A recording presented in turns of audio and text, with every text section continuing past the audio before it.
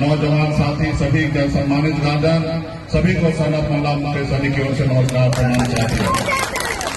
और पहली बार बिहार में सार्वजनिक मंच पर इस बार हमारे धर्मपत्नी भी यहाँ पे, कविता सहनी भी यहाँ पे उपस्थित है और हमारी बेटी मुस्कान भी है और बेटा रणवीर भी यहाँ पे है।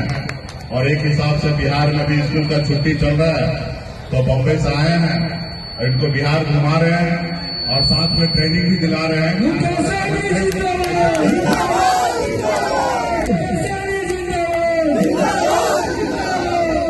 तो आज देखिए हम लोग माता कमला महारानी के अपने कुल देवता के पास आए हैं, आज पूजा अर्चना कर रहे हैं और माता से एक ही प्रार्थना होता है कि हमारे जिंदगी में जो भी कष्ट है, जो भी तकलीफ है वो सब दूर हो जाए, हमारे अगल बगल सभी लोग का अच्छा हो, सभी का भगवान भला करे।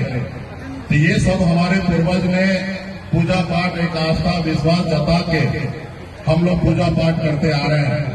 लेकिन आप सबको पता होगा कि भगवान भी कहते हैं कि बेटा कर्म करो फिर फल मिलेगा, यानी कि कर्म करो तो फिर फल मिलेगा।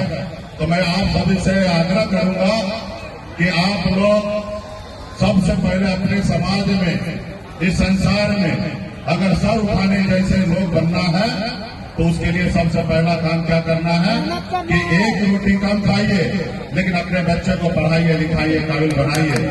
जब तक समाज शिक्षित नहीं होगा, समझदार नहीं होगा, तब तक ये समाज और ये देश, ये राज्य आगे नहीं बढ़ेगा। इसलिए सबसे पहले अपने बच्चे को पढ़ाइए, लिखाइए, काबिल बनाइए और आपस में भाईचारा बना के रखिए, मेल रखिए और अपने देश के लिए, अपने राज्य के लिए, अपने लोगों के लिए, तरक्की के लिए हमेशा सोचते रहिए। और दूसरा, हक जो है वो मांगने से नहीं मिलता है, हक के लिए छीनना पड़ता है। ये देश पहले इसमें मुगल का राज हुआ करता था, फिर अंग्रेज आकर इस देश में राज करने लगा, हम लोग गुलाम बन के थे। लेकिन आपके पूर्वज, हमारे पूर्वज ने 250 साल तक लड़ाई लड़ा, अंग्रेज को मार के भगाया, फिर ये देश आजाद हुआ। ये देश आपका है और देश आजादी के बाद बाबा साहब भीमराव अम्बेडकर ने इस देश को चलाने के लिए एक संविधान बना के दिए।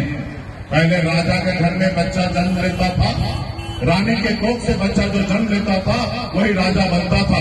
लेकिन बाबा साहब भीमराव अम्बेडकर ने कहा कि अब देश का राजा वो नहीं बनेगा, इस देश का राजा वो बनेगा जिसके पास वोट होगा, वही इस देश का राजा होगा। और उस देश में आपको वोट गिराने का अधिकार दिया और जिसके पास ज्यादा वोट होगा वही देश का प्रधानमंत्री बनेंगे या राज्य का मुख्यमंत्री होंगे या वार्ड का सदस्य होंगे या मुखिया, अपने वोट के दम पे होगा। साथियों, इसलिए साथियों, अपने अधिकार के लिए आप लोग संघर्ष कीजिए, लड़ाई लड़िए, सभी से आपस में भाईचारा बना के रखिए।